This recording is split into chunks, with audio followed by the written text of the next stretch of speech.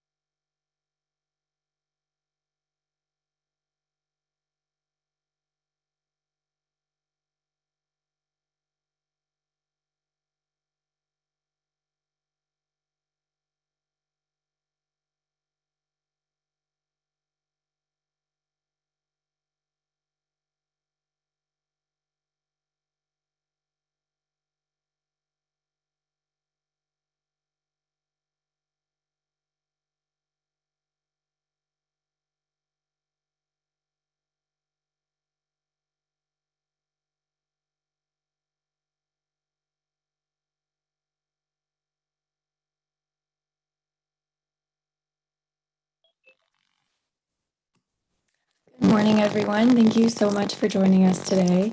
We are waiting on just a few more participants to join us here on Zoom. Thank you for your patience. We'll get started here in a few minutes.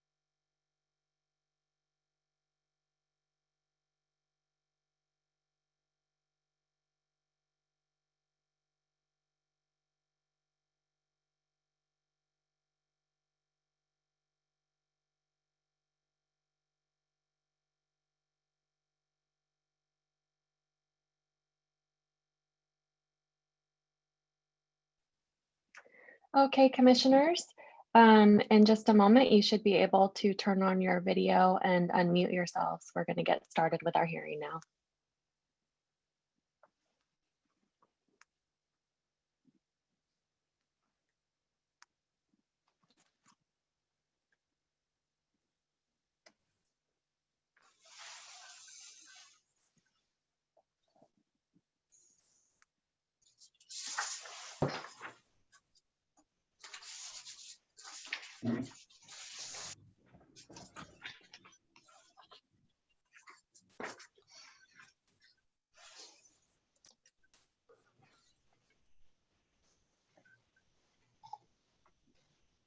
All right, can you hear me okay? We can. Perfect. That's the best way to start, I suppose. So, welcome, folks. It's always a pleasure to see all of you again. This is the public hearing on permanently transitioning the state government workforce to remote work for October 22nd of 2020. I'm Pedro Nava, and I'm the chair of the Little Hoover Commission, and thank you all for joining us today. I want to introduce the other commissioners who are here with us on Zoom. I see we have Vice Chair Sean Varner. Good to see you. We also have Commissioners Dion Aaroner, David Byer, Bill Emerson, Mr. Emerson, yes, no? Well, I suspect he'll be here soon. Kathy Schwamberger, Good to see you again, and Jana Sidley. We're also joined by our legislative member, one of our legislative members, Assemblymember Bill Quirk. Welcome, good to see you again. Thank you. Also with us, our commission staff, Executive Director Ethan Rarick, Deputy Executive Director Tamar Foster, Project Managers Crystal Beckham and Tristan Stein, and Analysts Sherry McAllister, Ashley Hurley, and Rachel Mattioli. Let's do a little bit of housekeeping before we turn to the subject at hand. The commissioners' audio and video will be turned on throughout the duration of the hearing. Commissioners, you may mute yourself if you wish. Remember to unmute yourself if you want to make a comment or ask a question during the hearing. You should also know that I frequently scan the page to see who's unmuted or who has raised a hand. The video and audio of our hearing witnesses will be turned on when it is their opportunity to speak.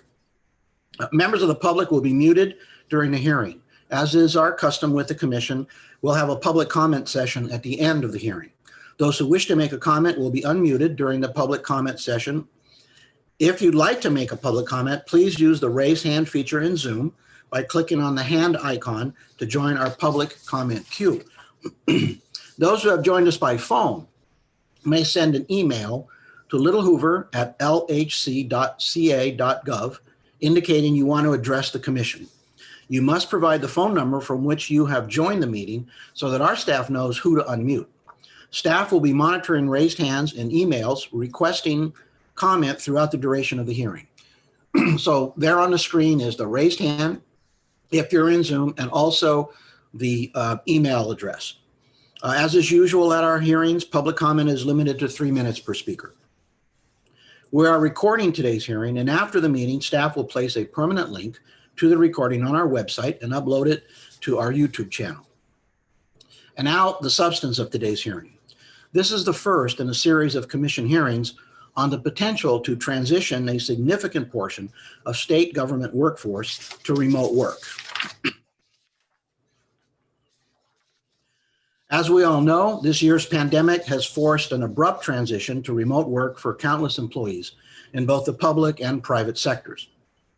Nearly everyone has scrambled to adjust to a world in which we work from home offices and spare bedrooms or in the corner of a living room. Many of us have assumed that when the virus subsides, work will return to, quote, normal, unquote, whatever that means, daily commutes to offices filled with our co-workers. But some have suggested that the pandemic will prove to be a turning point and that the way we work may change forever. Advocates of telework say that it brings many benefits. To cite a few examples, workers are more productive and report higher levels of job satisfaction. Most prefer to work remotely, at least part-time. Applicant pools are broader and no longer limited to those who live within commuting distance to the office. If agencies transition to permanent telework, they may be able to reduce the office footprint, replacing private offices or cubicles for each employee with shared space that rotates among various employees.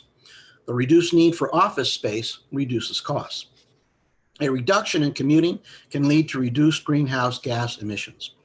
There are skeptics, however, who suggest that the gains in productivity and job production may be fleeting, or that we do not know if they can be achieved at scale. With these hearings, our commission begins to examine these issues. At our November 5th hearing in 2 weeks, we will hear the perspective of organized labor.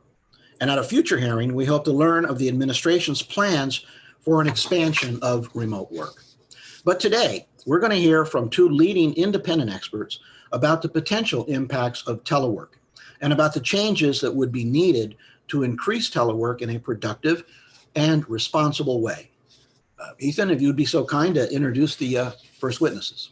Thank you very much, Mr. Chairman. Our first witness is Kate Lister, who is a recognized thought leader on the trends changing the nature of work. She is president of Global Workplace Analytics, a research-based consulting firm that has been helping communities and organizations optimize the opportunity and potential of remote work for more than a decade. Kate has written or co-authored 5 books on business topics, including most recently the U.S. chapter of Telework in the 21st Century, a multi-author, multi-country peer-reviewed study of remote work. Her perspectives on how COVID-19 will change the way people work are among the most widely quoted in the world. She has been quoted in the New York Times, the Washington Post, the Wall Street Journal, and many other media outlets. She was also, in July of this year, one of 3 witnesses who were invited to testify before the U.S. Senate, before a Senate committee, on the expansion of telework in government after the pandemic. And indeed, her testimony at that hearing was so on topic for our examination of the expansion of telework in state government that we have invited her to testify here today. Ms. Lister.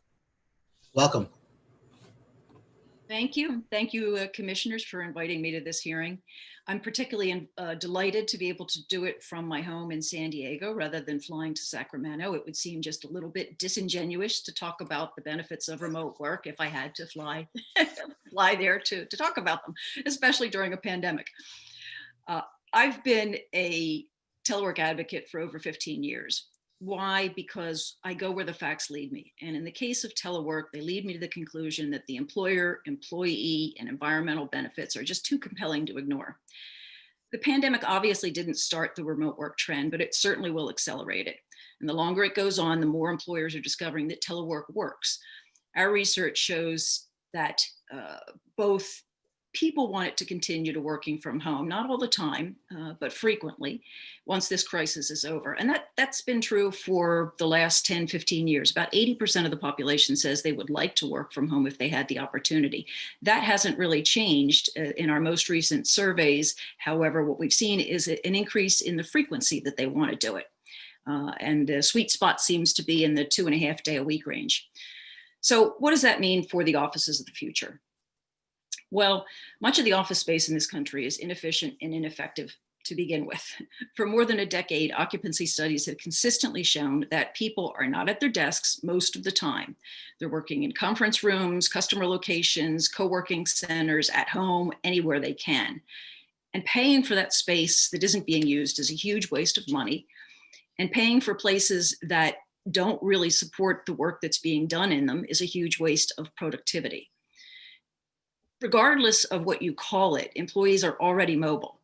And the things an organization needs to do to support their teleworkers, if that's what you want to call them, is the same things that they need to do to support a 21st century workforce. Whether we're 9 miles, 9 floors, or 9 time zones away, we're already working remotely. So the majority of employers have let remote work happen rather than making it happen. And those that have been intentional about it have coincidentally transformed their offices into places that support a wide range of activity, not just quiet time, not just collaborative time, but places that you move around between. They offer people the opportunity of choice in where they want to work, depending on the kind of work that they're doing. And the leaders that have been in the forefront of this have seen the benefits in terms of reduced overhead, happier and more productive people, and less waste. And their success lies in being intentional about it, about integrating the policies and the practices and choices in the places of spaces and work. In fact, home has kind of become the place for concentration, and work, the office, has become the preferred place for collaboration. Now, right now, we don't have a choice, so we have to optimize what we have. We built a telework savings calculator more than a decade ago. It quantifies the people, planet, and profit impact of remote work for a company or community. And a few years back, the US General Accountability Office vetted it for use in government. And their report to Congress stated that it was comprehensive and based on solid research. Yesterday, I used that same calculator to estimate what the California state government could save if half of their employees worked from home half the time. And based on a conservative set of assumptions, it showed the potential for over $900 million in annual savings to the state. That works out to about $11,000 per half-time telecommuter per year. That's the result of increased productivity, reduced real estate cost, reduced absenteeism, improved attraction and retention, and improved disaster preparedness, being able to work from home in the event of a disaster or, let's say, a pandemic. These are not pie in the sky numbers, and if I had the time, I would go through a number of case studies and examples showing that these kinds of numbers can and have been achieved in both the public and private sector. I included a number of examples like that in my written testimony. But if I've learned anything in my 15 years of research and helping organizations with a variety of workplace strategies, is that it's all in the execution. And my biggest fear right now, as more and more employers are declaring their intent to just radically expand their remote work practices, is that they're going to ignore the lessons that we learned from the early adopters. And I'll just mention the three biggest here. First of all, a successful program needs clear and unwavering support from the top of the org chart. It's not just about what leaders say, it's about what leaders do. They need to lead by example. And middle management, quite frankly, has been the biggest holdback in remote work for over 40 years, when the term was first invented by Jack Nellis in 1973. So there's a lot of overcoming obstacles in terms of how do you manage remote people, but obviously it can be done. Second, the transition to telework and all that's associated with it needs to be a coordinated approach across all of the functions, HR, IT, corporate real estate, all of the parts of the organization, because without that, at best, the results are going to be suboptimal, and at worst, the initiative will fail. And third, there needs to be change management. I just can't overemphasize that. For most organizations, this new way of working will be a fundamental shift in how they think about and how they support their people. And that'll take time and effort. We just can't, just because we're all doing it doesn't mean that we don't need to think about the changes in policies and practices and protocols and skills. The federal government's been pushing the remote work rock uphill for years too, and for most of the past decade, the remote work adoption has actually exceeded that of the private sector. But I've worked in and around some of the federal telework initiatives over the years, and I think the state could learn a lot from some of the top barriers they've grappled with, and I'll mention three. First, I think it's critical that all state employees be eligible for telework unless, according to a specific set of criteria that can be fairly applied to all jobs, they're proven otherwise. Leaving it up to managers to decide has hindered the progress of remote work in government. Second, there needs to be something in it for everyone. If you want your agencies to cooperate, they have to be able to share in the benefits. So for example, being allowed to reinvest their telework savings in the tools and the technologies and the training and the space savings, the space changes that they need to really support it. And then third, training is essential. Again, those middle managers, many of whom were brought up to manage by butts and seats rather than results, really need to have the training to manage people that they can't see. More broadly, state governments need to address the number of structural issues that threaten fair and equal access to telework. And I think the two most urgent are making the availability of high-speed broadband a statewide priority. Having a robust information highway is every bit as critical to our future as the superhighways were to our past. And second, reducing the complexity of state and local labor laws that serve as barriers to telework, and not only threaten to create a state of have and have nots, but threaten to make the state of California unsuitable for people who work for companies in other states. Some industries have already named California as a state they won't hire from. At the broadest level, we need to go beyond thinking about telework as a tactical solution to the problem du jour and start thinking of it as a strategic imperative. It's not just about hiring and retaining top talent or about saving money in real estate or reducing greenhouse gases. It's about all of the above. And we need to stop talking about the new normal. Given the accelerating rate of change, the future will be one of continual iteration. We also need to take this opportunity to step back and reevaluate what was and wasn't working when we're in the office. And it drives me crazy when people talk about replicating the water cooler in the virtual world. Who says it was the best way to socialize? Instead, we should be using technology to make work better. I mean, think about it. Were your meetings effective before the pandemic? Were your places and spaces of work conducive? Were people happy and healthy? These are things that we need to not just replicate, but make better in the future. In the words of Benjamin Franklin, out of adversity comes opportunity. And this is our opportunity to fundamentally reframe the where, when, and how of work in a way that's markedly better for people, planet, and profit. We live in a world where brains, not brawn or machinery or land ownership, are the creators of wealth. And we need to break loose of that 20th century framework that keeps us tethered to the concept of place, rather as work as a place rather than what we do. I want to thank you for— Ms. Lister, Yeah, I want to ask you. Yeah, just let me suggest, Ms. Lister, what you're likely to find with commissioners, they are the least shy people you're ever going to meet. If they feel prompted to ask you a question, they're going to ask you a question, as you've already seen. Commissioner Sidley, I'm sorry for the interruption.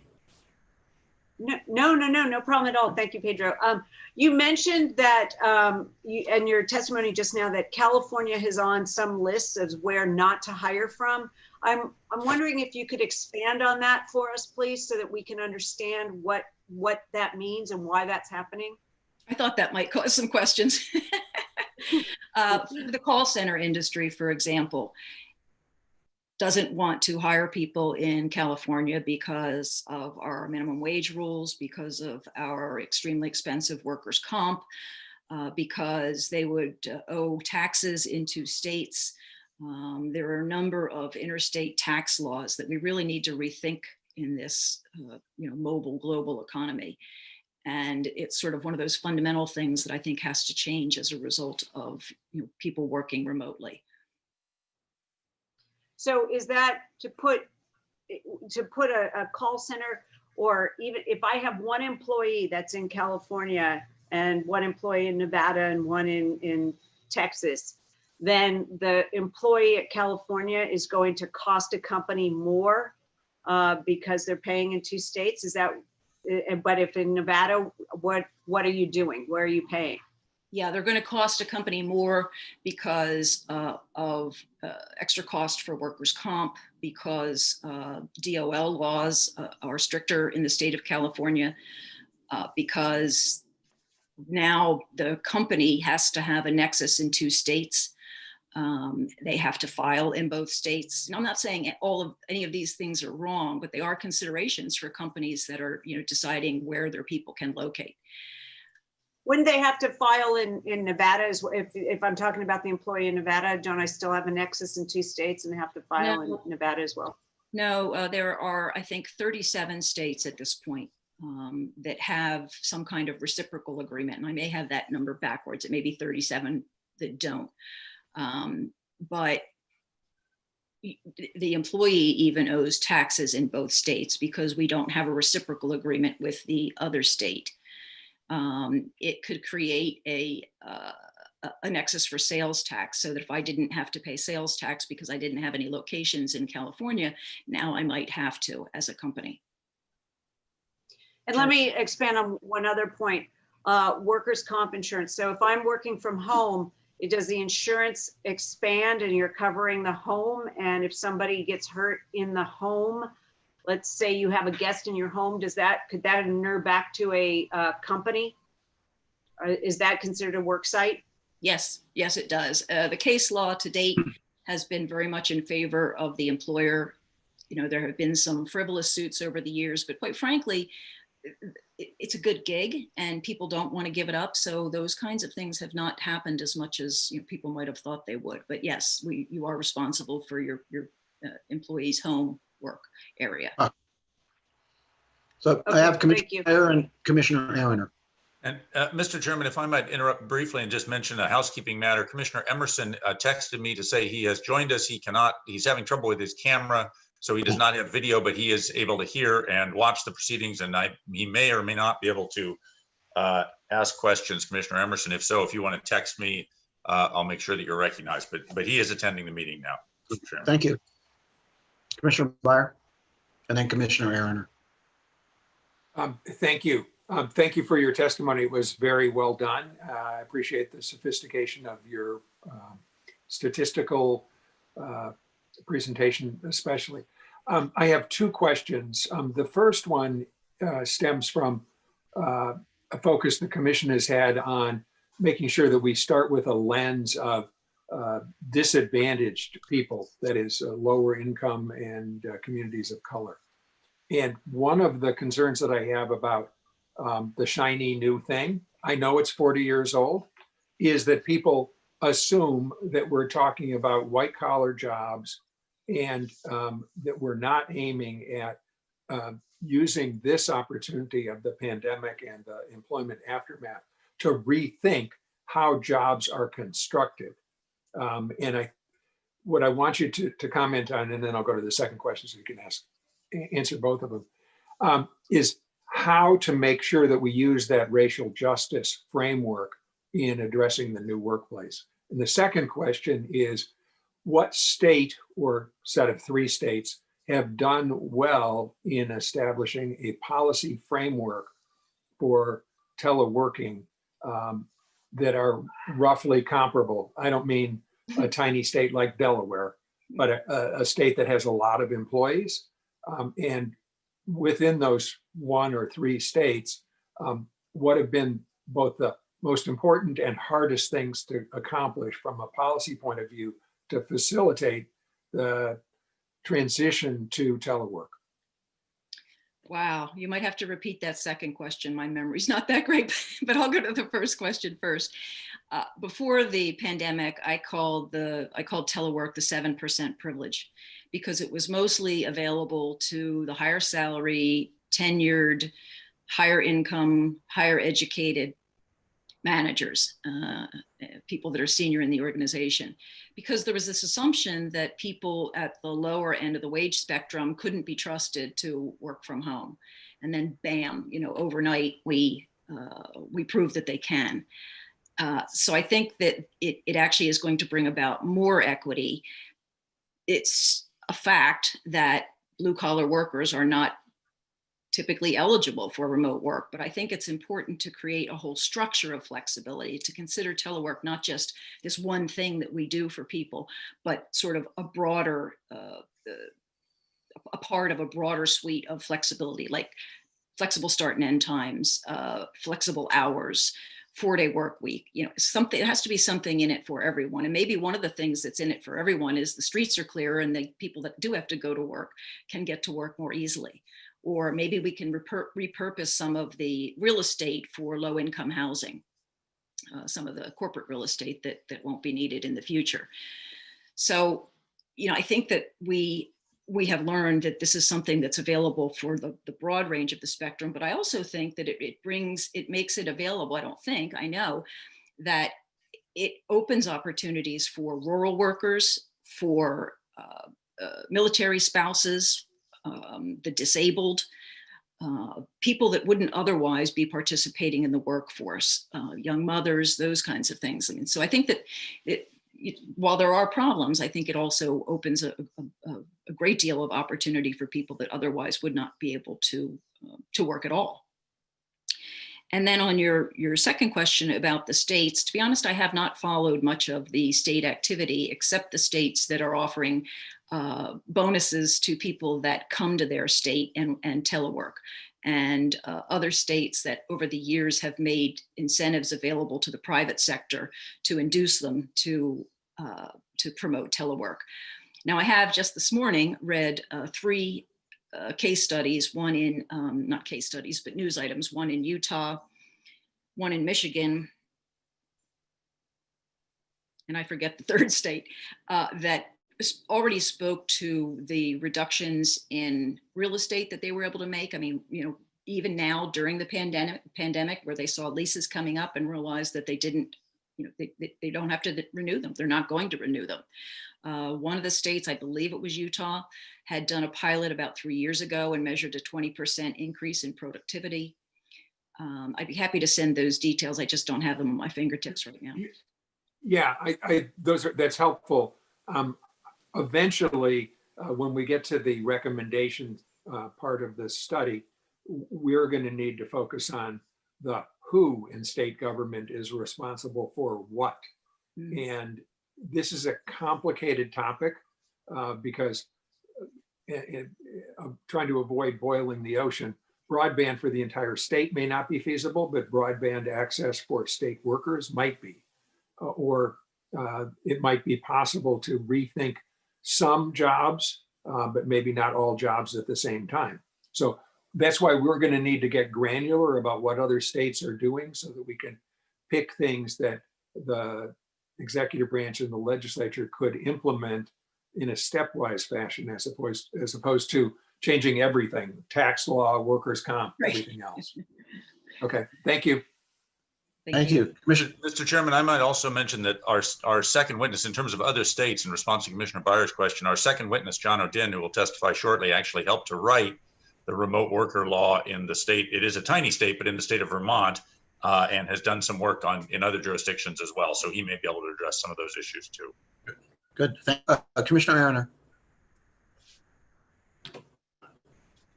So just as Commissioner Sidley reacted to this whole thing regarding, we aren't looked at as a state that other states want to work with, that kind of thing. A couple of points, I guess. First of all, we have a very organized state worker group, right? Our state workers are unionized for the most part.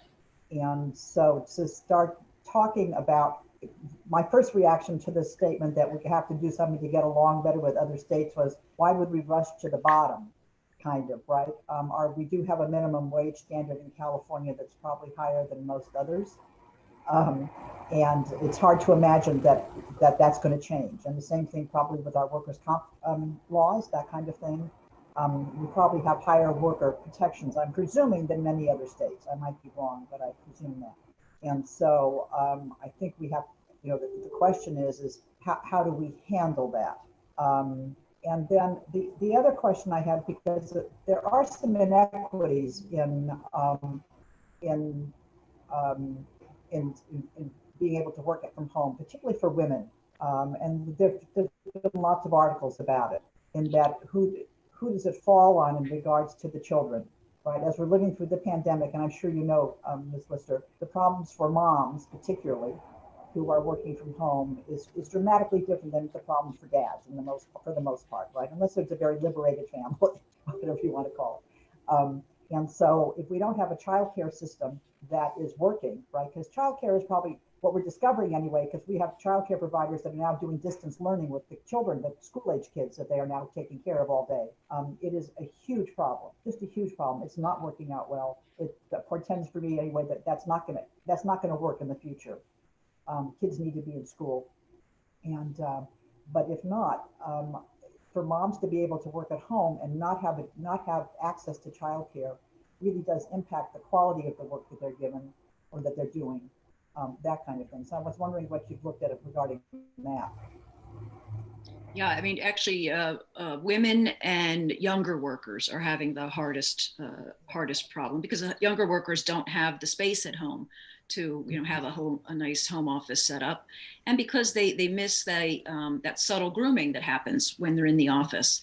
And I think we have to remember that these are unusual times, and that this will be a hybrid solution at some point. We will be going to the office some of the time and not all of the time. Some people may work at home full time. But you're absolutely right about the need for a robust daycare, childcare system to go along with this. And it also points to the need for not just flexed place, but flex time. And flex time is actually more important than flex place, so that parents are able to work around the needs of their children. And in some cases, in terms of elder care as well. Quite frankly, historically, telework has not been allowed to young parents unless they had somebody else in the home taking care of the children. It's sort of been an exclusion, So okay. I think something we need to think about going forward. And I forget what your first question was. It was just about it was more of a statement regarding changing labor laws and whether or not, we might not be, other states might not be interested in us because we look like a high cost state. Well, our state employees, even though they might not think that they're well paid, compared to other states, are probably very well paid and they're very well benefited. Yeah, I liked your statement about the race to the bottom. So I don't know what you do. Yeah, I liked your statement about the race to the bottom, but I'm sorry, I think I'm stepping on you. Your audio is not coming through. No, go ahead. Okay. Go ahead. One positive note here is that in some of the companies that I'm working with, when they're trying to create a global policy, are going to whatever the most difficult state is to work with as the bottom line, because then they're safe anywhere. So maybe to your point, we'll become a model state. Yeah. All right. Thank you, Commissioner. Commissioner Varner. Thank you. Vice Good Chair. morning, Ms. Lister. A question for you with regard to the labor laws again. California businesses in general, and I'm not sure about the state workers, but California businesses in general, it is extremely difficult, if not impossible, to comply with California's wage and hour laws. So from a remote work standpoint, that seems even more daunting for not only within California, but companies or other people from other states. But I know we're talking about California state workforce here. Do you have any insights on compliance with how to comply with wage and hour laws from a remote work, or has there been suggested legal legislation that might address that? Yeah, it's something that a lot of employers are worried about, and unfortunately, that will discriminate against the hourly worker because that in most states is where the concern lies. Although in California, because more of us are eligible for overtime, I mean, that is one of the laws that companies are worried about. There have been some tests in the courts of if a manager knows that what determines a manager knew that their employees, or should have known that their employees, were working outside of hours, outside of normal hours. On one hand, you could just shut down the VPN from these hours and then say, no, nobody can. But that goes against what I was saying in terms of being able to have flexible time. It's not something I've seen a very robust solution to, but I agree with you that it's something we need to address. Commissioner Schwamberger. Yeah, and this is, I think, maybe following on to what Commissioner Varner just talked about, and obviously the scope of our conversation is state workers, but I think it is really interesting to think about whether this world of telework, where the employer might be in another state, could provide more jobs to our California citizens. I think that feels like there's an opportunity there, but I hear what Sean is saying about some of the wage and hour laws that are more difficult. The ones we talked about, and I think Ms. Lister, you just alluded to it, the requirement in California that you pay overtime after 8 hours a day versus 40 hours in a week. Mm-hmm. That I think California is kind of an outlier there, which I think might be a showstopper for some out-of-state employers who might employ California people in a telework environment. But here, what I don't know is whether for our state workers, I think, and many of you on the call will know this, I think the wage and hour laws for our state workers might not be quite as hard to comply with as the wage and hour laws for private employers and private employees. I think that's different. Mm-hmm. Like, I don't think they have I don't even know if the overtime law is the same, frankly. So I think two conversations, both of them really good.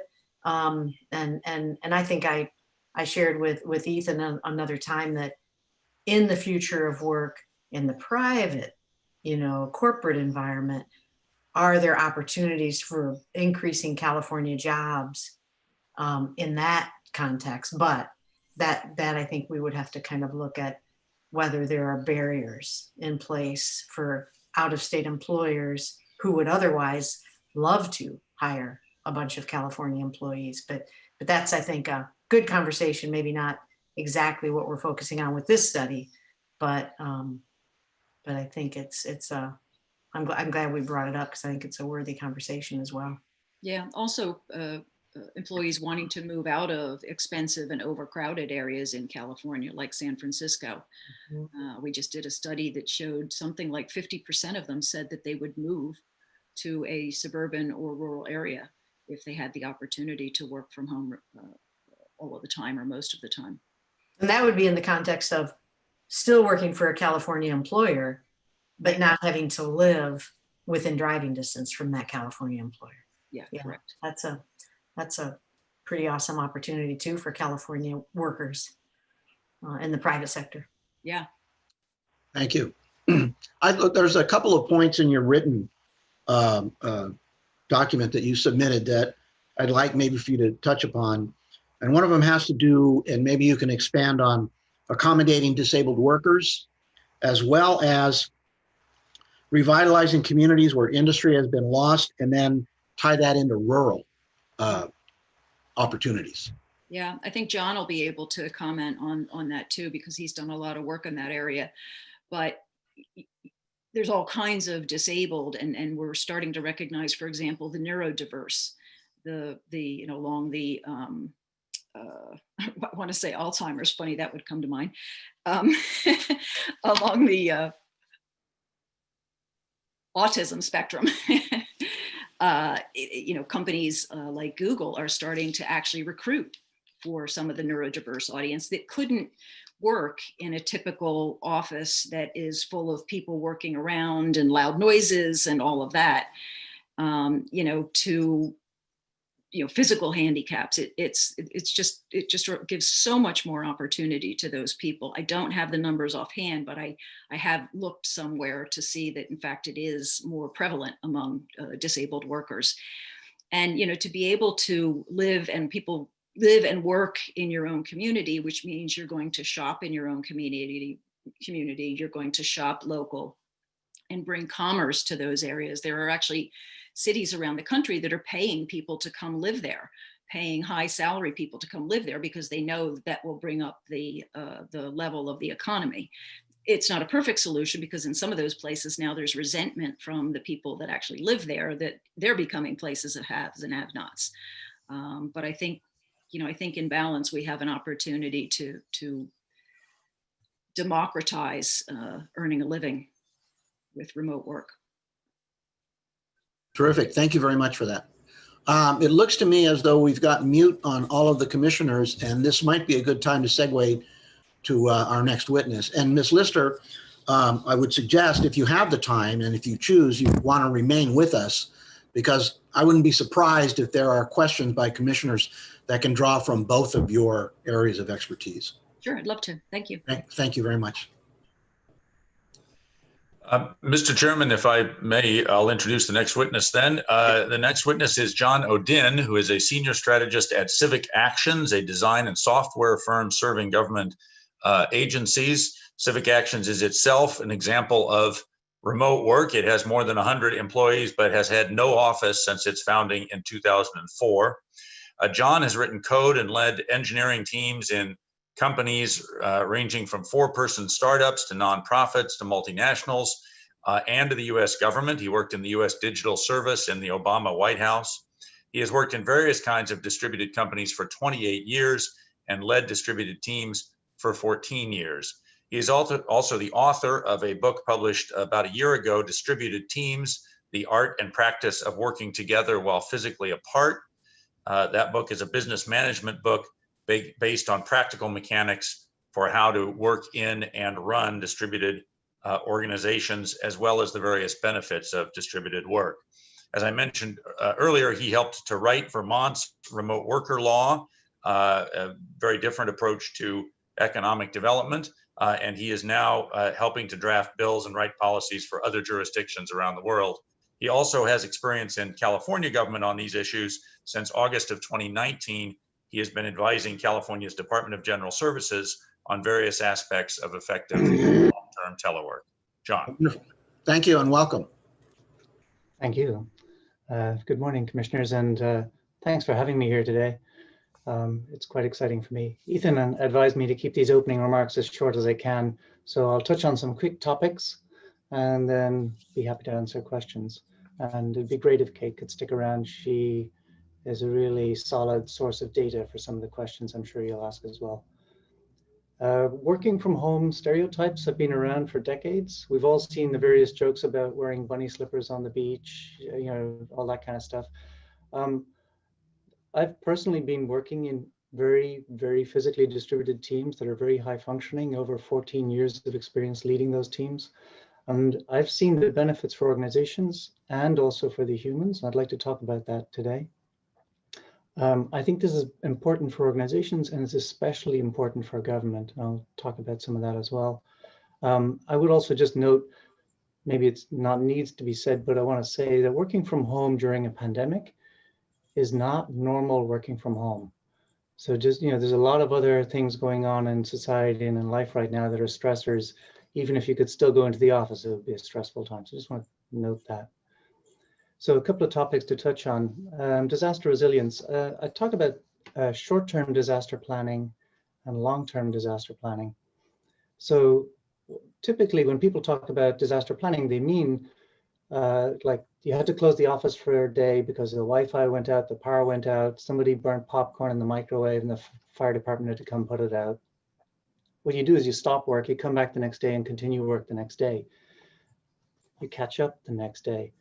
Long-term disaster resilience, where you have to close the office for weeks or months, is something that organizations haven't practiced routinely. It's hard to do.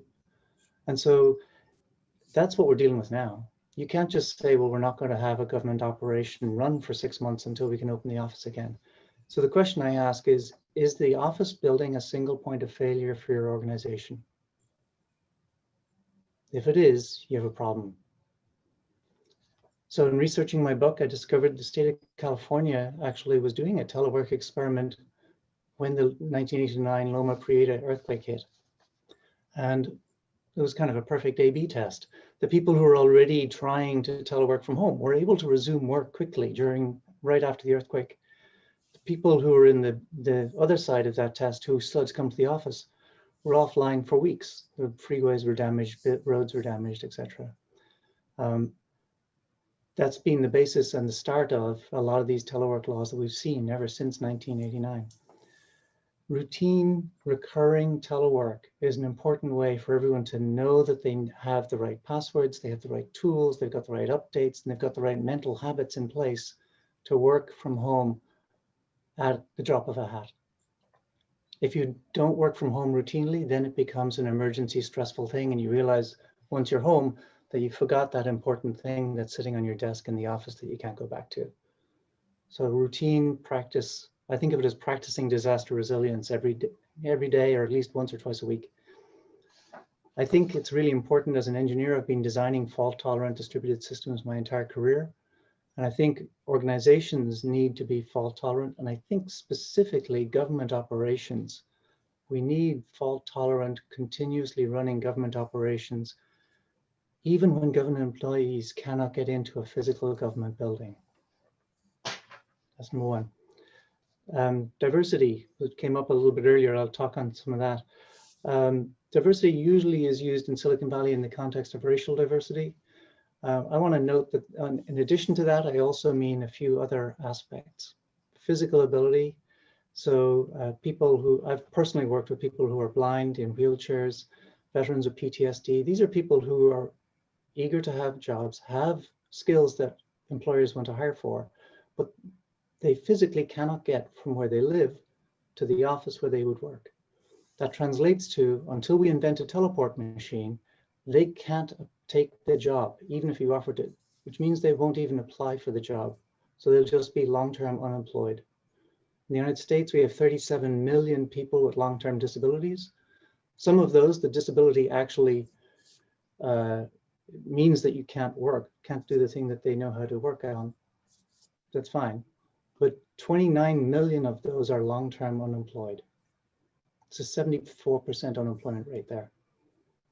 And some of those that I've personally worked with have found jobs working in physically distributed companies in private industry, good, meaningful careers, and you would love to have them work with you. Caregivers, 43% of working mothers drop out of the workforce after they have children. A lot of it, there's many reasons, but at least one of them is that they have to, there's a study done in Buenos Aires around this. If their office is too far from where their child is, they have to be able to come back if the child falls in a playground or wherever. You can't take the job that's 2 hours away.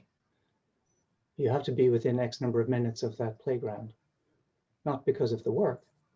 So that's one. Military spouses relocate as they follow their family members around, their active service members around. Military spouses' unemployment rate is 3 times the national average. And military spouses with PhDs have a 16% unemployment rate. That's 1/6.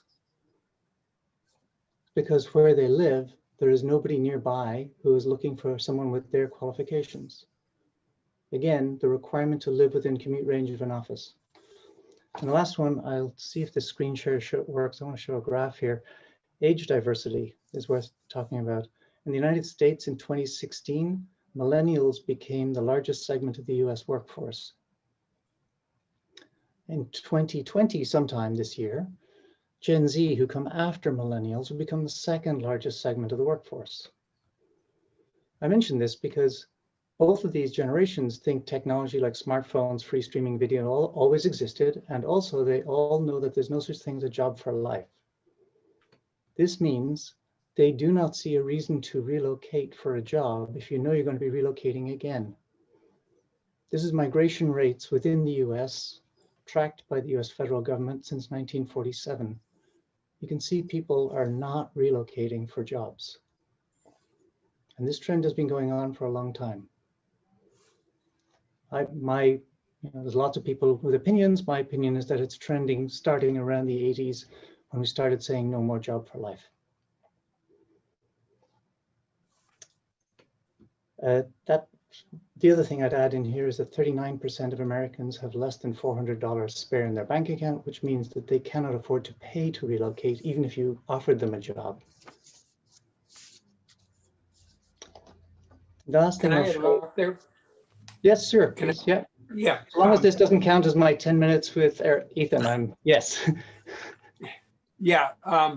So I very much appreciate your testimony and particularly note the positive contributions of the United States Digital Service, an amazing, amazing agency in a giant bureaucratic entity that did wonderful things. But I want to focus on your consulting work for the General Services folks in California. Yep. Sure. Okay, if you had 3 things that you could tell the governor he should do tomorrow that do not require legislation to facilitate telework, what would they be?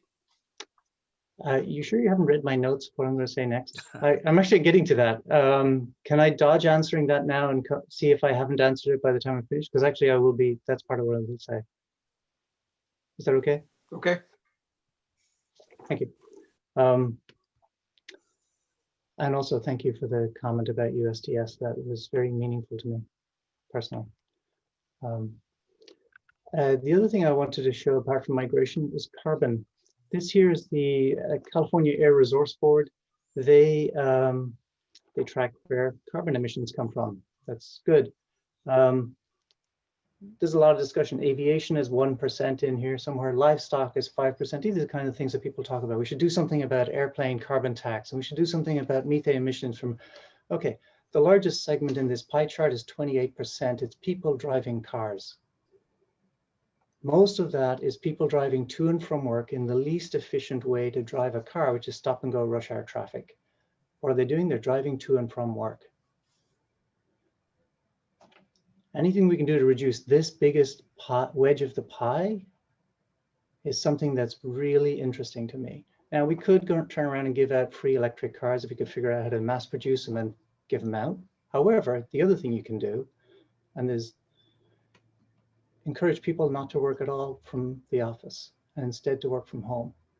And so here, to come back to the question I was trying to dodge earlier, this is something that is live and it's public as of a couple of weeks ago. This is something I've been working with the Department of General Services on. So they took existing systems that they have in-house. I want to note, nothing here is new information that was tracked or recorded specific for this dashboard. This is all existing information in-house. Just put it together in a uniquely interesting way that had not been, as far as I know, has not been done before. So a couple of things I want to call out. On the top left here, and I'm hand waving, so I'm hoping you can see on the screen share, okay. The top left shows all the people who work in the organization. There's a HR system that tracks who works there and who joins and who leaves. For every one of the jobs, they know whether this particular job is able to work from home, telework, or must be in a physical location. And you can see these numbers over there on the left-hand side. The 1,900 or so are eligible for telework. This is updated every week. So this data here, you can see the date is from last. So this is for the week ending Monday, 19th of October. The next column in that 1987 of those telework eligible people, they also from other existing systems, like they've got auditing systems, they also have door badge systems and Wi-Fi logging systems, they can tell There's 1,184 worked from home 5 days a week. They never came into a building. There's 367 who could have worked from home, but chose to come and work from the office 5 days a week. And there's 436 who are in the middle somewhere, who worked some places and some days in the office, some days at home. I mention this because this is something other agencies can do. This is all using existing data. They also happen to know where people live, their employees live. They don't share this data publicly, but they have a starting address of where you commute from, and they have an ending address of where you went to and what days you did it. And because of the location, they know you drove. And so we took an average car for California because the DMV tracks that. And we could figure out the average emissions that were not put into the atmosphere because people chose last week not to drive. That 80 metric tons, I didn't know what that 80 metric tons meant. I'm not a climate scientist, so I had to look it up. If you fly an airplane from San Francisco to New York nonstop, land it, turn around and fly back from New York to San Francisco and land it, that's 1.1 metric tons. That section of that agency has reduced emissions the same as 70 flights round trip New York, San Francisco in 1 week. And that's automatic reporting, I want to note. That's not someone writing a manual report. That's pulling from existing systems, live data, automatic reporting. The last thing I'll say, I think this is a culture change, and Kate has touched on this briefly. I've worked in large organizations that are physically distributed they have been physically distributed as an organization for over a decade. They have very high cohesion and staff cohesion. They have figured out management tactics around avoiding burnout, about preventing isolation, about fostering trust. These are all things that can be done. I've seen them done. I've written a book about it. This is doable. You know, this was happening before COVID. This was already a trend in private industry before COVID. These physically distributed companies have been out competing, out hiring, out retaining, and underspending their competitors. COVID has really pushed that into rocket speed. The generational change I talked about, the social contract, no more job for life, and now COVID makes this a unique inflection point in life. I think the disaster resilience, carbon footprint, and workforce diversity aspects are all important for the state of California, and I think long-term telework is something that can help with all of these. I think I blew my 10 minutes, but I'll stop now. And hopefully I answered. So can we go back to my question? Did I answer your question Yeah, no, about the thing? I did not. no, Sorry. No, you didn't.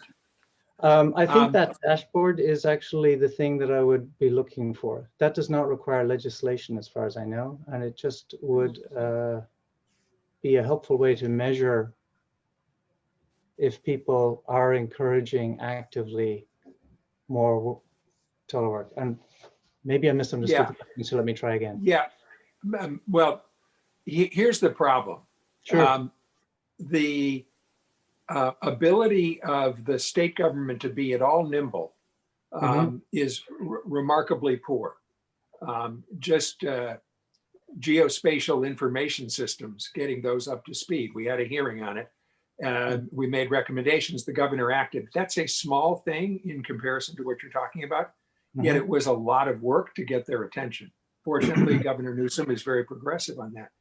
What I'm really looking for is something way beyond a dashboard. And it's either an aspiration or something that other states have done that's bigger. 1,000 employees is a very small fraction of the state government. If you were to mandate that dashboard for all departments, it would take you 3 or 4 years to get the data. I guarantee it. We have a problem in implementation. And what we need is suggestions about how to take a very large, unresponsive bureaucracy and do what you correctly point out could be remarkable things on productivity and the environment and real estate savings and a whole bunch of other things.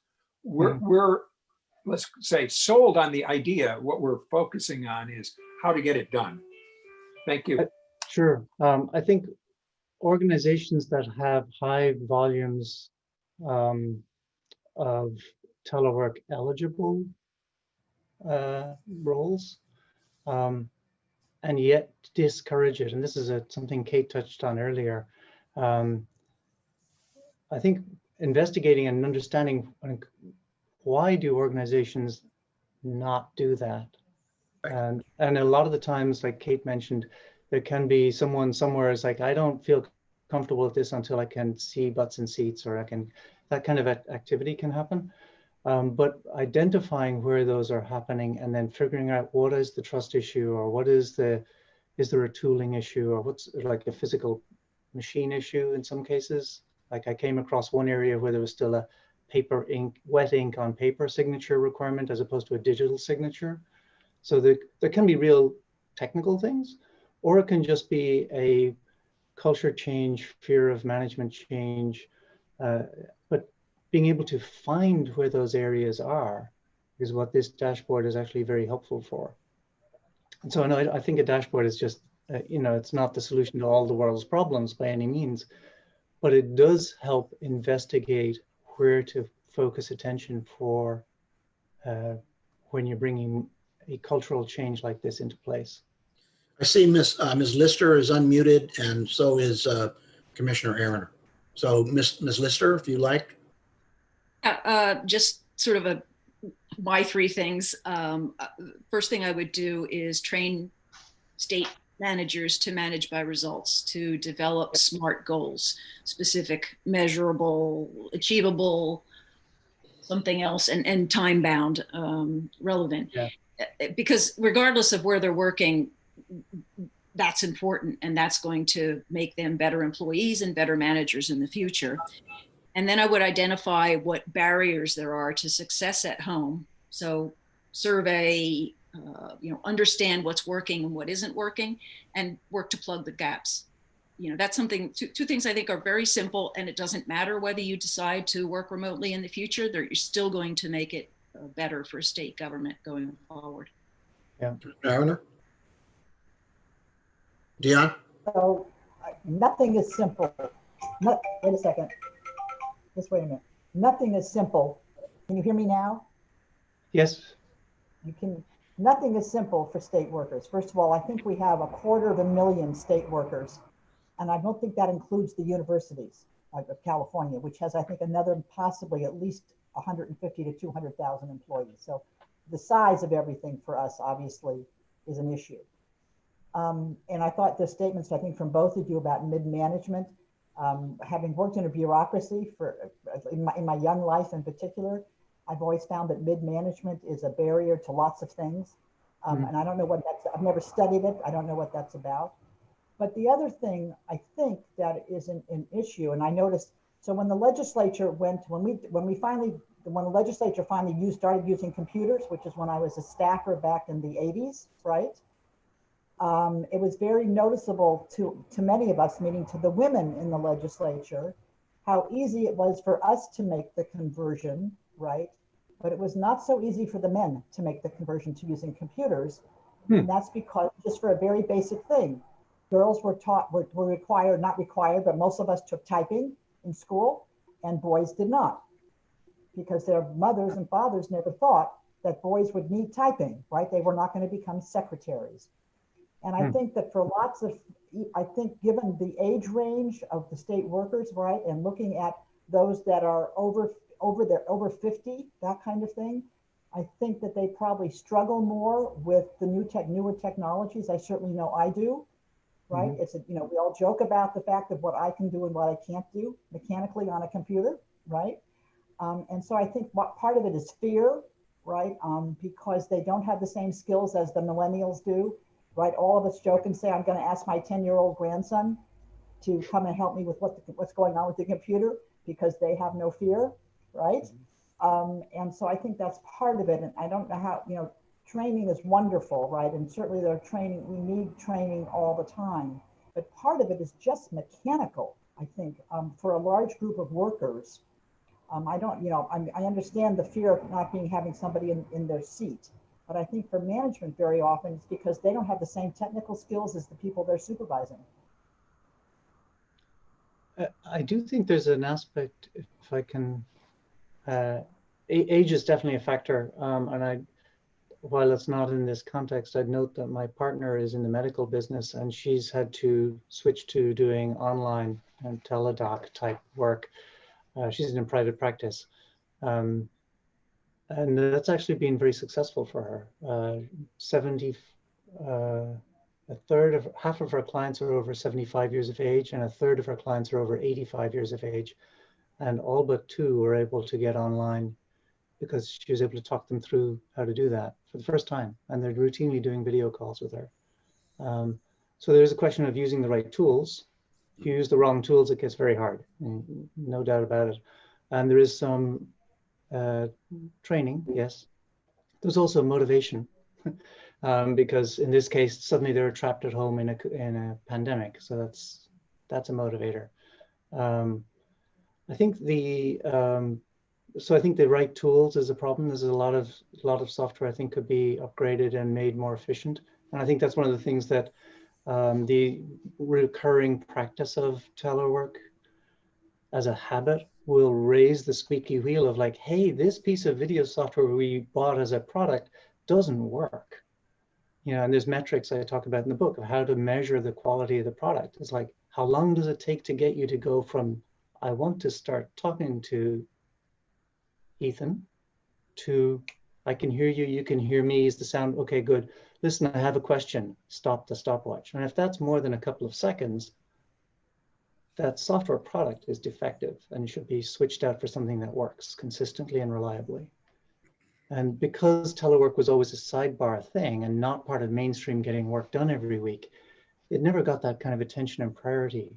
Like if door badges on a building didn't work 50% of the time, people would get a different door badge system, right?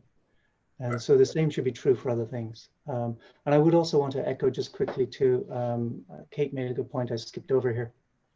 Management culture around managing by results. So it's being called results-oriented work or management by objective. These are terms that have been going around for a while. Delegation of authority, trust. You have no choice but to do those if you're working in a physically distributed organization. And if you don't have that as part of how you manage at the top, lead by example, and also at all the various levels along the way down, then you don't know how to do this. And that becomes a real human training thing. It's not about inventing something new. Private companies have been doing it for a long time, but it is a new skill to learn. This is Pedro, if I may. I'm thinking just in terms of for the state of California. My son is 30 years old and he's very proficient with technology and all the rest of it. It just seems to me that if the state of California wants to attract talented young people, they're going to have to offer those kinds of platforms and experiences that are pleasurable and known by the next generation. And quite frankly, the generation that my son is in is going to compel. Middle managers may resist, but so long as you have a commitment from the top level, middle managers, I think, when confronted with pressure from the top and pressure from line staff, are going to have to change, or they will not be able to perform well. One of the things that I'm sort of curious about, and maybe you have seen, is in a typical workplace environment where everybody's in the building. So you have the water cooler experience, so to speak. You have the opportunity to suck up to your supervisor, to demonstrate that you really care about them and you want to talk about their kids and how old they are, which may tend to influence a manager in making a decision about a person's performance. How is it that distributed teams, in your experience, minimize the bias that I think would develop, that we've seen historically in a workplace environment where people are chummy with one another, and that sometimes, I think, takes priority over performance? Yeah, there's a few aspects to that. One is yes, you're right. And don't have the date. I'll find it and send it if people care. But I remember reading a research study about people would give higher bonuses as a manager to the person who was last in your office saying something good just before you started allocating bonuses. Of course. Nothing to do with the rest of the work that was done by the rest of the team. Just like, oh yeah, I remember seeing Ethan there 5 minutes. He's a good guy. Yeah, I'll give him an extra. You know, that's a real thing. And if you're in an organization where 90% of the staff are in a building and 10% are working out of their homes in different locations, I call that the canary in the coal mine scenario. If the person out at working from home doesn't know what's going on in the hive of the office because they're like the small percentage, they get left out of the corridor conversations, they get left out of impromptu meetings, they won't stay. They'll quit. Or worse, they'll stick it out as long as they can until people here start saying, you know, we need to let go of somebody, let's get rid of that person. And so that becomes a very toxic, and this survivor bias kicks in, and everyone in the building says it's not our fault that they couldn't communicate with us, it must be their fault. Right. What I have seen is organizations that are physically distributed across the board, they actually do things like, now all the work that you're doing has to be written down in some form. Not that you have to write a thesis about it, but you have to give written updates back and forth because people are usually, in my world, people are in different time zones, things are bouncing around the place. And the written work stands as a more equitable way of seeing who did the work.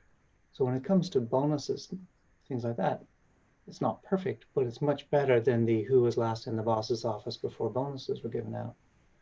And there was another study showing higher, to Ms. Arner's comment, higher ratio of promotions for females, because the written work was actually, they were doing the work, but they were not the person who stuck their head in the door to the boss's office 5 minutes before promotion time.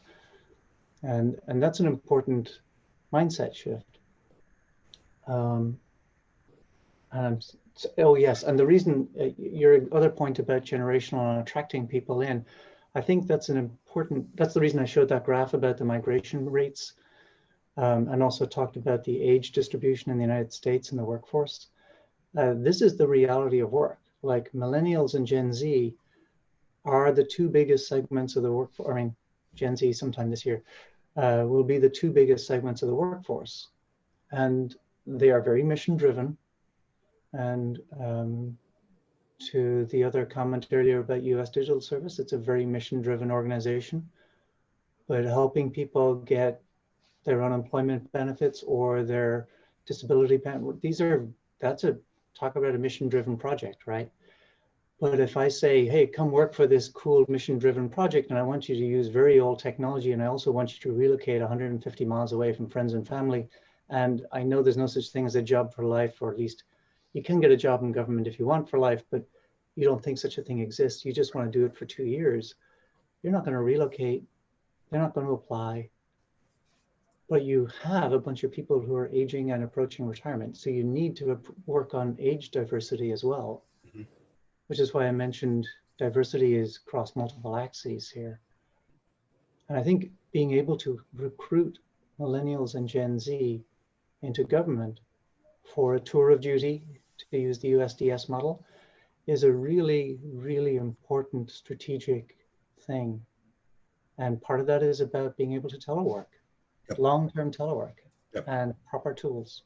Sorry, yep. Long answer. Ms. Lister, you're unmuted.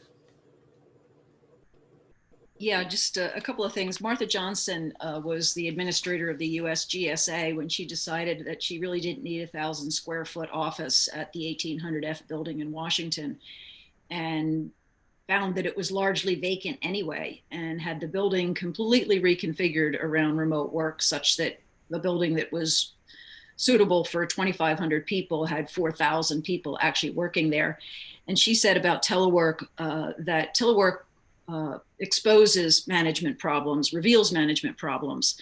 It doesn't create them. And I think, you know, managing by results and the kinds of things that you've just been talking about is one of those things. You know, the slackers have nowhere to hide. And that actually became a problem in government because it turned out that when they went to a very strict results on, only environment, it didn't work because they weren't able to fire the slackers, and that caused, you know, a low morale against for everybody else, because, you know, now they were exposed. And in terms of you know, hiring the best and the brightest, the best they've seen is the least they'll expect from the younger generation. You know, if it's not game quality, they don't want to be there. And Right. if we want to lead this state, we really need people that are, you know, at the top of their game. And we also have to provide them the top of the game equipment and experience. Otherwise, they just won't even do it. Right. I mean, if people lose 10 minutes a day because they don't have the right equipment, or because it's too hot in the office or too cold, that's the equivalent of their annual office expense. So anything we can do to make those people, to get those barriers out of the way, and this is regardless of whether we're talking about telework, but as John said, I mean, it has forced the issue in a lot of ways. Mm-hmm. Mr. O'Dunn, did you have something else? Yeah, I was going to add is that in addition to the bringing your game, like once you actually start having people come in from those generations who are starting to actually work and be able to use the tools, yes, there's the tools, yes, there's the management training. As you start having some coming in and saying, I had a really great experience, I worked there for 2 years and I turned around X, whatever it was, or I fixed this, or I improved this thing. That's a real life-changing mission project that they will talk about. Best advertising you can get amongst their peers to get other people come work for you. Right. And that to me is the essential thing here. If you can start getting people coming in and wanting to work here and make a difference, which is what they all talk about. All the surveys about millennials and Gen Z are all about, yes, they want to make a difference. There's a lot of other humans who are not in those generations with the same mindset. But this is the main driver. They know there's no such thing as a job for life. What am I going to do that makes a difference while I'm there? And if they go take a job and find out that they're stuck in the corner, canary in the coal mine, and they're using tools from the 70s that they can't actually get anything done, and their manager doesn't talk to them because the manager counts noses and seats and doesn't, they won't stay, and then they'll tell their friends not to go. Right. Yeah, very true. Now, I don't see any other commissioners who are unmuted. I'm going to take that as an indication that they're all questioned out. Yeah, Commissioner Erner, that's right. Please unmute yourself. There you go. Sorry, as you said that, I was just thinking, listening to our two speakers, because it sounds to me like we have an HR problem, right? As they're describing it right now, in that as the state hires people, right? Whether or not, what do we have to offer young people?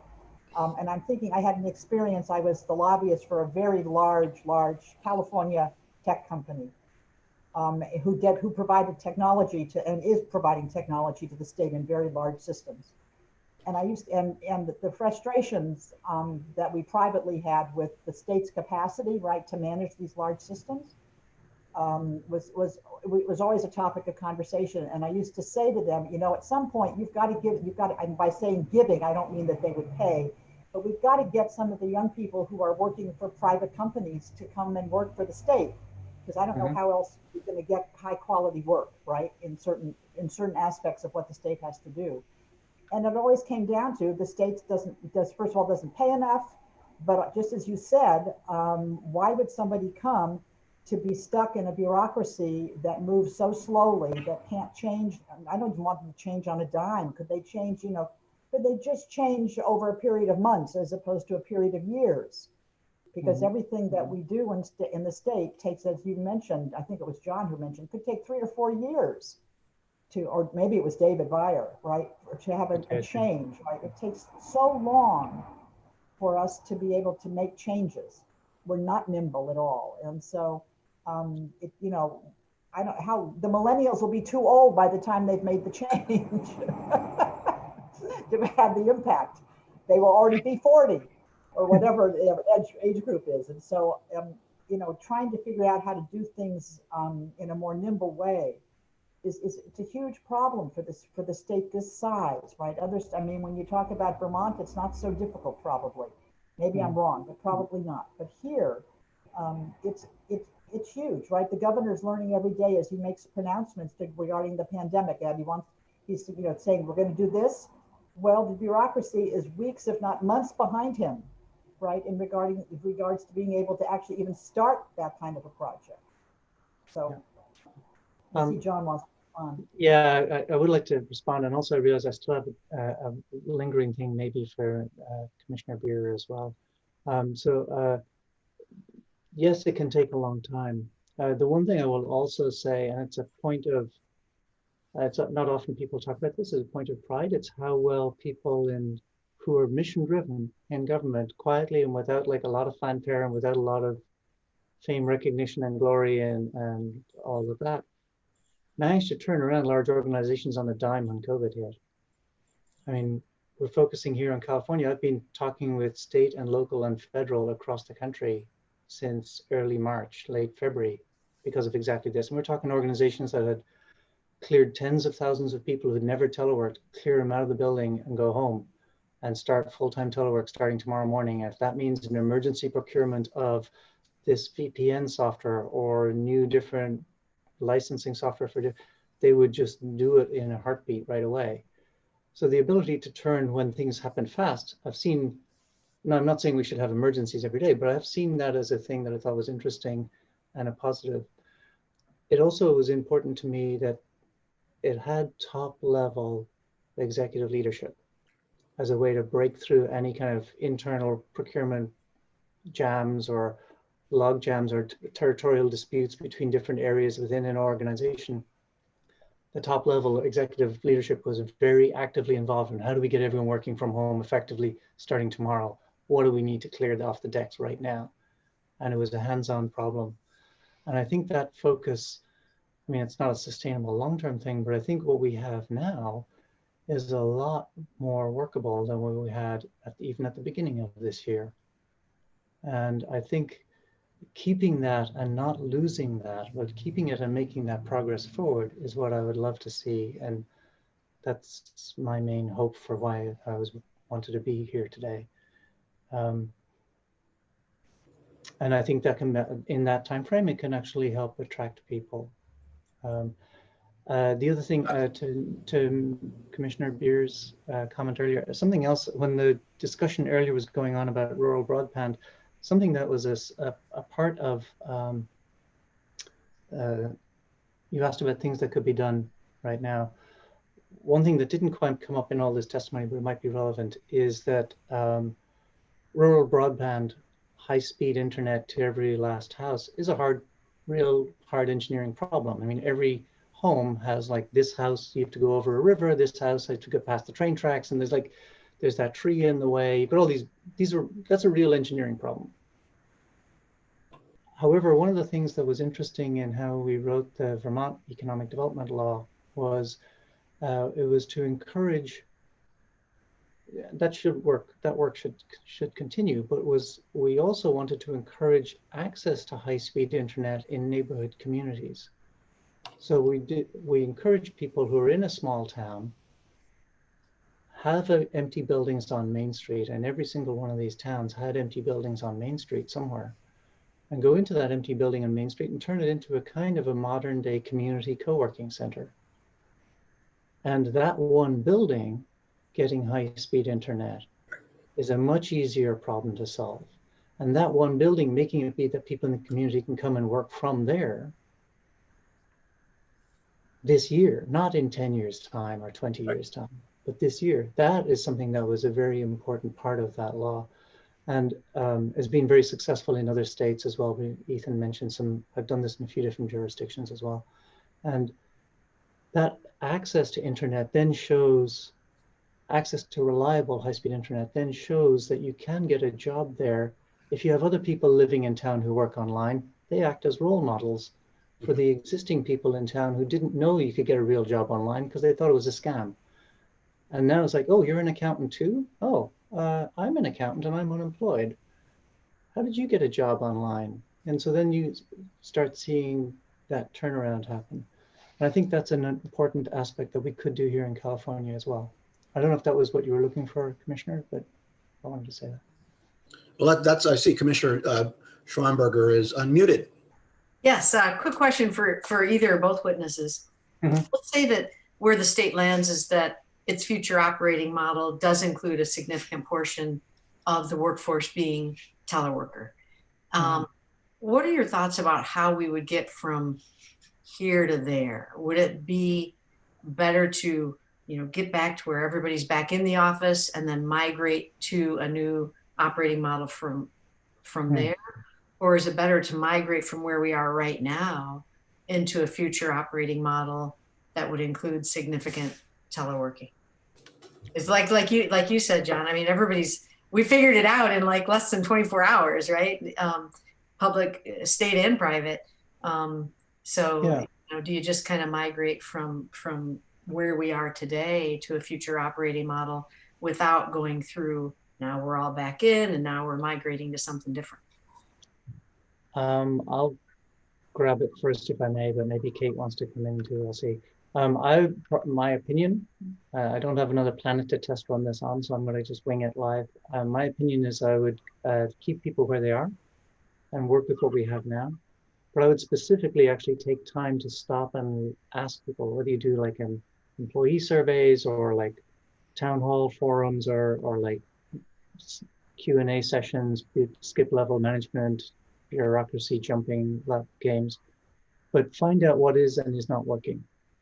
I know from the conversations I've been having with people, internet access has been sort of working for most people. Finding a private place to be able to work without disruption from family members can depend on what's going on in each individual home. So that's a real concern. Access to secured places to work. Some people are working with information that it's illegal, like it's a problem if your kid sees this. If you're doing investigative stuff against child trafficking, you don't want your child accidentally walking in and seeing what's on your screen. So it's some things like this that you have to be careful about. Team culture. It's one of the big phrases in the private industry is that people don't quit companies, they quit managers. And team culture is a real thing, like trust and cohesion and isolation and trust of management is a real factor. It comes up all the time. Symptoms of this are if people don't feel trust, if people don't feel seen and respected, then they start doing things like working 24 hours a day. Then you start hearing complaints about burnout because they never stop working. And that's a communications thing. Like if I send you an email at 11 o'clock at night, or actually like Ethan did, Ethan sends me an email at 11 o'clock at night, I don't know if I should react to it right away or if it's okay to wait till the morning. So it's up to Ethan to clearly communicate in the message, John, FYI, can you get back to me about this tomorrow? As opposed to get out of bed and come back to work and start typing now, right? So, but that's a management training piece. And I think asking people where they are now, what would help them do this more is probably the best way to do it. I think going back to an office and then trying to come back out again is going to be double disruption. And I would recommend against that. So Ms. Lister is unmuted, and so is Commissioner Byer. Commissioner Byer, why don't you go first? No. I want to hear from you. Okay.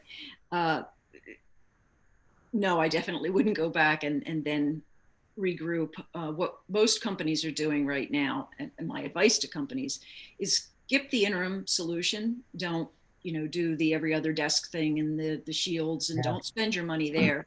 Spend your money on the long-term solution. So decide where you want to be whenever this is over and how much remote work you want to embrace.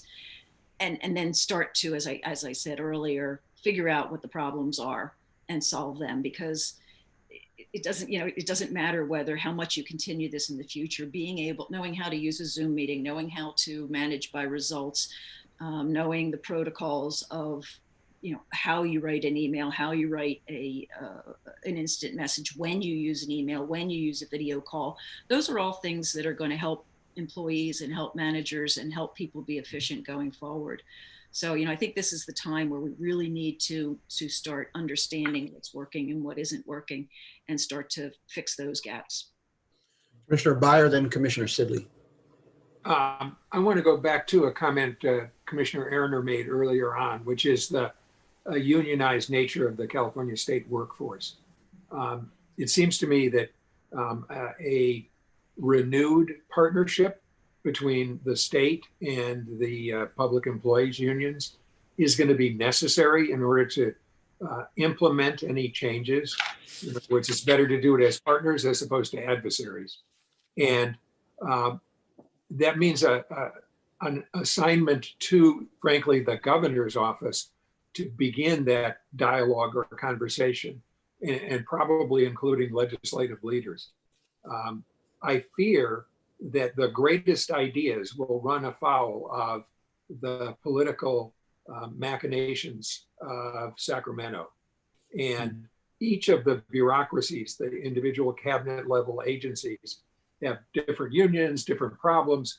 But if there isn't a common theme of, we're going to do something together because it's in the best interest of employees, the public, and then the other ancillary benefits, which are real, financial benefits in terms of rental and real estate or climate change, those are consequences. But the primary motivation has to be to serve people better and to empower and respect employees.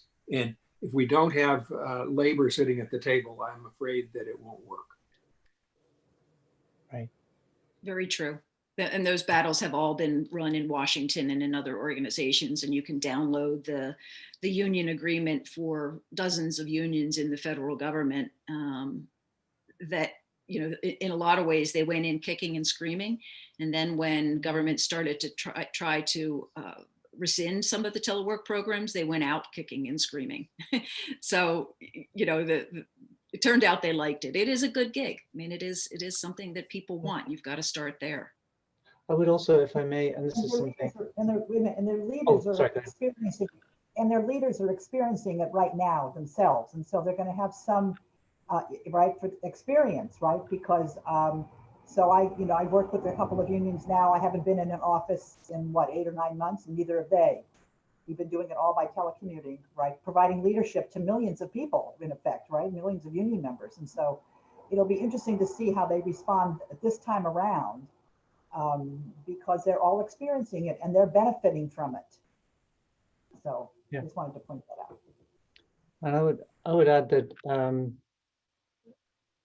even outside in private organizations and as well in here, I would note that changing how people work is the fastest way to get people upset and agitated. I've been working this way for most of my career. I didn't think it was strange just because of the few companies I started in by randomness at the beginning of my career. And then when I started talking about this from a kind of management consulting with other organizations and doing workshops and stuff, it turns out that people didn't care what I did as a computer guy, and they would quickly zone out. If I start talking about fixing server reliability and improving, people would zone out and move away from me at the social parties.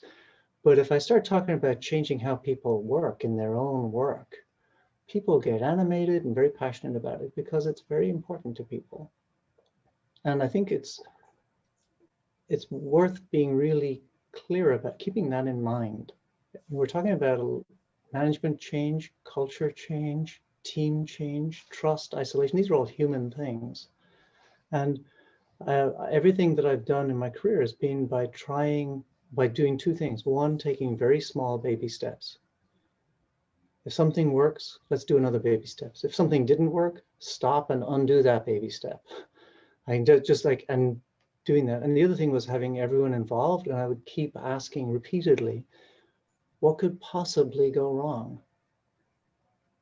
And then wait to hear people tell me all the various ways that things would go wrong. And I'd start making, well, how can we make contingency plans to stop for that or prevent for that, or at least notice when it's starting to happen and do something about that. And that was a way to also bring people together. So we were all working out together. And then we try a baby step and another one. And I think that's a really important, at least that has been useful in my career so far. Mr. Sidley. So as one of the employees that works for the government, I can tell you that we are a collaborative bunch. Some would call it bureaucratic, but collaborative. And to get anything done through the process, there are an enormous number of touches on everything that we do. Mm-hmm. And so I'm just trying to think through and interested in your experience of, you know, how do you ensure that everybody is included or everybody is participating properly? You know, you talked about trust, you talked about making sure, you know, it used to be just the high levels of employees that were allowed to telecommute. And now it's a more broad workforce. I think and we're now talking about labor unions, and for labor unions, I think that, you know, that's one stakeholder that we have to deal with. But we also, I think for the government, we have to talk to the taxpayer, who is then having to trust that everybody who's getting paid is working. So I have, as I'm managing through government people, my stakeholders are very different than the private sector. Mm-hmm. And, you know, for the unions right now, I think the experiment, you know, as Commissioner Erner has pointed out, you know, we're not necessarily going into the office, although I'm in the office, but I'm one of maybe 2 of my employees that come in every day. Mm. But we also have everyone staying home right now. Their kids are home, you know, and so they're going to school at home. So I'm not entirely certain that the experiment that we're going through now is a proper translation and a proper sort of study. And then I'm not entirely certain how we try to convince everyone else that their dollars are being well spent, and convince them that nose count isn't appropriate.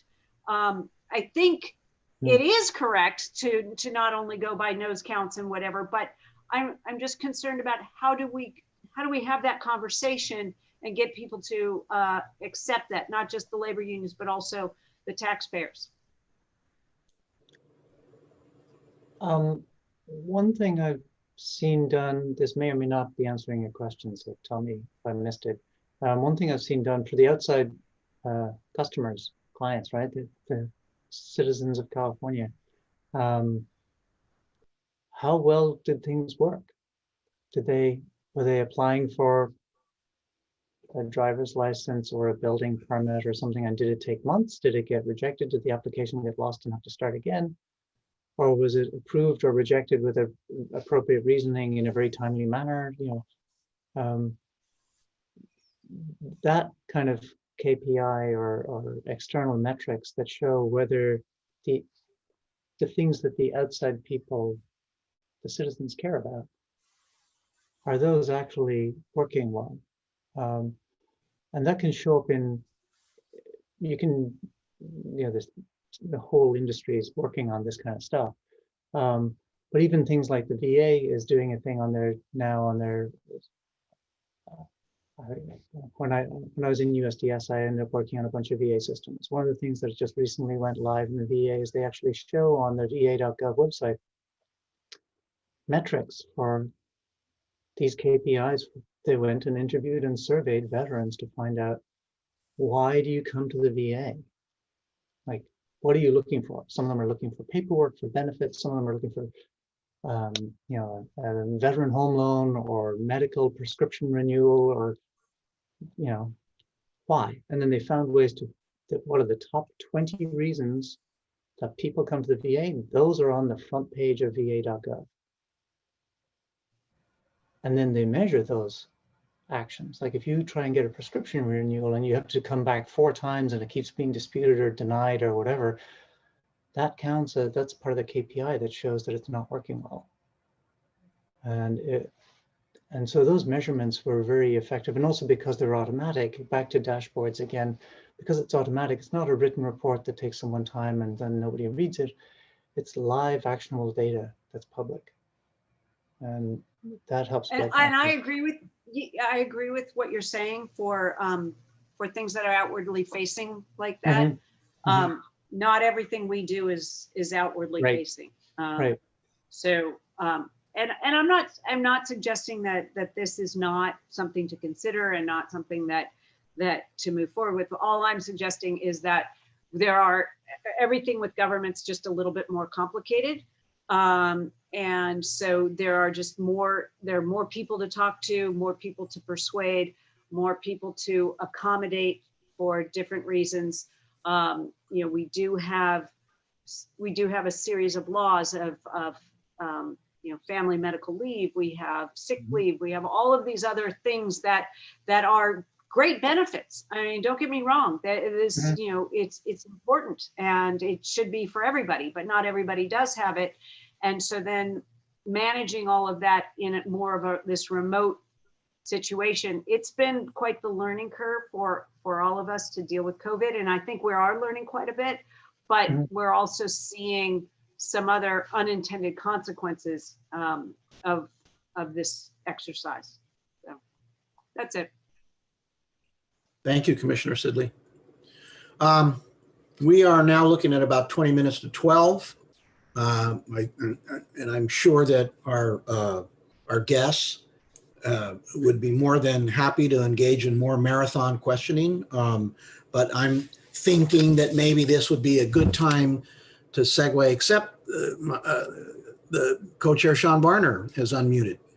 So I just had a quick, I apologize for that because I had a quick, I had a quick thought that I'd just like to get some, and I think Commissioner Sidley could sort of gave me some insights, and I wanted to kind of find out what your thoughts are on this. Is that have you done any studies or looked at what impact this remote work has on local small businesses? I know that where I am, there's a lot of little restaurants and things in town that are really relying on the lunch business. So I'm wondering if you've seen any impact on small business based on remote work. Yeah, it usually turns into, I've seen there's two sides to this thing. This is if you live in one town and you drive a long distance to another town and you work from this other town, then there's a lot of lunch business or after work happy hour activity near the office, and then everyone drives back home. That can create towns where it's kind of commuter towns or suburban towns or sleeper towns where people wake up and leave and there's no businesses in that town. If you try walking down Main Street in the town during the week, it's empty because everyone's out of town working somewhere else. And apart from all the carbon and all the other factors I talked about earlier, if you're trying to run a grocery store or a restaurant in the town that people are commuting from, you're in a hard spot. And whereas the town that has the restaurant right next to the office building is doing really well because people are coming to that office. What I've seen is in towns that have these small co-working, neighborhood community co-working center type places, having them in walkable districts, they create during the week foot traffic, which creates local business activity. And to me, that's one of the things that I think I call it distributed economic development as opposed to traditional economic development. But it's this idea that everyone who has a job that's a meaningful career and you can do online and you can do it from a community nearby neighborhood co-working center, you're bringing net new cash into town. And then you're walking outside and going across the street to the coffee shop, you're immediately impacting that coffee shop's ability to live right across the street in your neighborhood. And that is, that's actually working really nicely in a whole bunch of towns. That's interesting to me because I guess and maybe this is a preconception that telework is from home. And so people are at home, so they're not going out to lunch. They're not going out to the coffee shop. They're just doing it more at home. That's the mistake I made the first time I started to work telework. In 1990, I worked at home alone, and I also was working on a research master's at night alone. And so I'd leave the house about every 4 or 5 days to go buy milk. And it's really messes with your head. It's like we're humans are a social species, and that's not a It's not a healthy work environment. So what I found for long-term telework, where people do this for years, you need to have a way to interact with other humans. And so the problem is a lot of people will think co-working spaces, they'll think major brand, WeWork, etc., which are doing a real estate arbitrage game in downtown metro areas. And you have to commute to that co-working space. This is about something different. This is small, 100, 150 person max, neighborhood, walkable district, former Main Street building. It's designed in a way that's not open plan. It's designed with lots of places for you to do phone calls so you don't disturb other people. You can have private calls with clients and things like that. And it also means you get to meet other people who are working online as well. So you start meeting all the other people who have online jobs. And I want to quickly note, I'm in the computer business and I'm in Silicon Valley, so everyone thinks this is a computer thing, but 90-something% of the people who moved to Vermont as part of that program are not at all in the computer industry. They're like X-ray radiologists, people teaching English as a foreign language, accountants, lawyers, all sorts of careers. And that's true in like, I know people running co-working centers in South Lake Tahoe, same thing. And just by having that co-working space in a town that is normally a majority tourism revenue town, now they have people in that town who make money and bring revenue into town, not from tourism, but from accounting and from legal services and from software development. And that diversifies the revenue stream of that jurisdiction, which is good for stability. And also they are immediately walking out on buying coffee nearby and getting lunches nearby and ordering things. That's boosting that economy around that main street. And not just in like 20 years in the future, but like effective next month once you open up the place. Ms. Lister? I'll give the economist's answer. In the long run, it'll work out. But in the short run, I mean, downtown businesses, small businesses in particular, will be devastated. In metro areas, yeah. Yeah, and eventually new hubs will come up in the suburbs. But you know, one hand in a bucket of hot water and one hand in a bucket of cold doesn't make me on average warm. And we're gonna be through some tough times. Mm-hmm. Thank you. Okay, now, as my prerogative as chair, I think we've asked our witnesses all the questions that we want to ask them. I want to thank both of them. Thank you very much. Yeah, no, you performed admirably, both of you. And I think gave us a really solid foundation with some insights that based on your experiences, practical experiences, that are very important to us as commissioners and to staff. As staff begins to craft the paths forward in terms of what we ask our witnesses in the upcoming hearings, giving us the foundation about where to look, about how these things have been implemented, what some of the pitfalls are, as well as some of the advantages. I think this has been an extraordinarily productive exchange with all of you. I'm very, very grateful for sharing your experiences and your knowledge. Thank Mr. you. Rarick, you're welcome. Thank you. Thank you very much. Of course.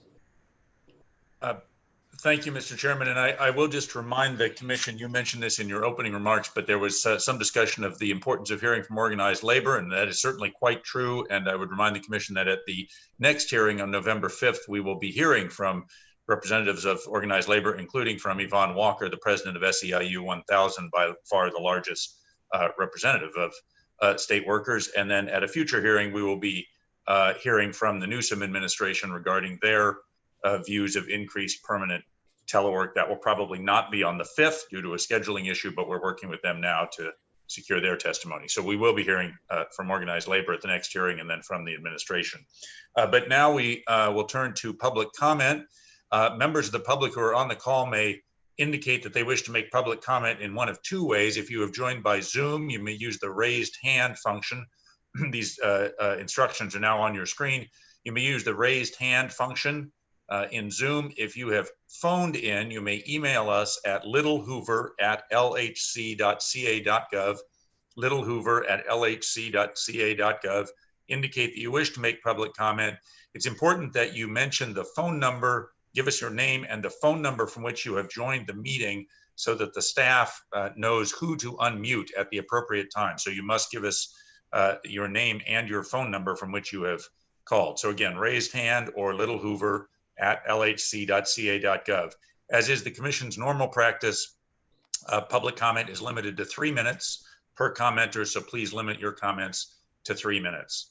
At this point, I'll ask Ashley or Rachel, I'm not sure who's checking for raised hands, but do we have people who've used the raised hand function to indicate they wish to make public comment? Yeah, we have someone right now for public comment. We'll start with Michael Pierce.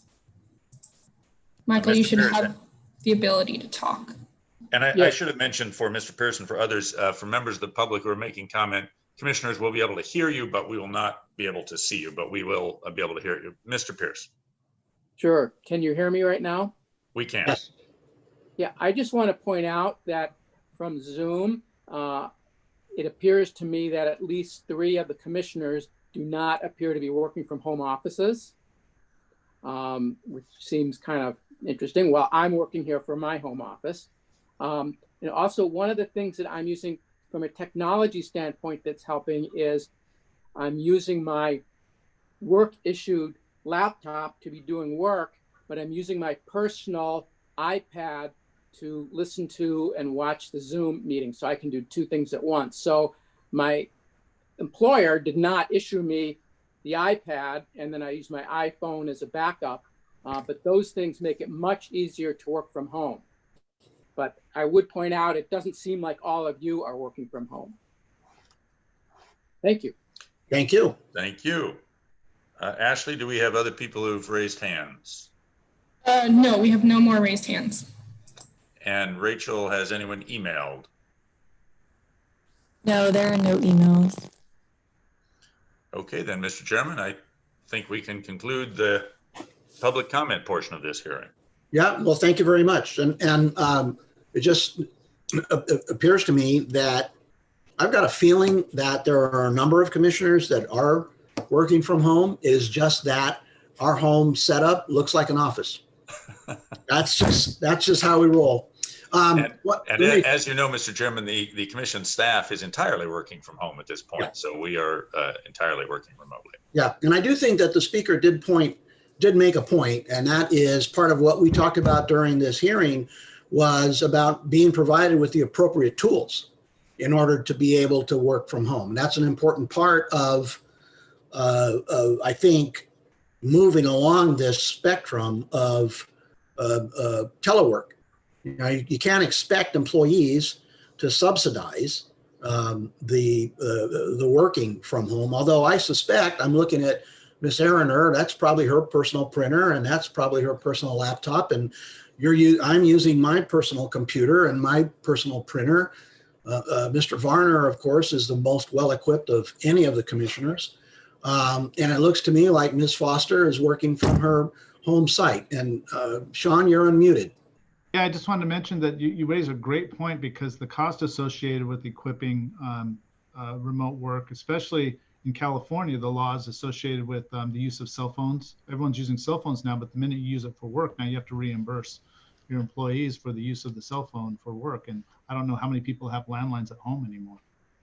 Yeah, good. No, good point. I do think, and that's part of what I think is going to be important about the work that we do on this particular report is sort of peeling back all of the aspects of it that maybe you just sort of take for granted. I mean, it never occurred to me to suggest that I should submit a reimbursement request to buy a laptop that I use specifically for Little Hoover Commission work. I mean, you're just not going to do that. And most people, I think, if they already have equipment, aren't going to do that. But it does raise, I think, what was so fascinating about what one of the witnesses said about taking, empty storefront office space, like in a rural community, and equipping that site with high-speed internet so that people who live in those communities can go there.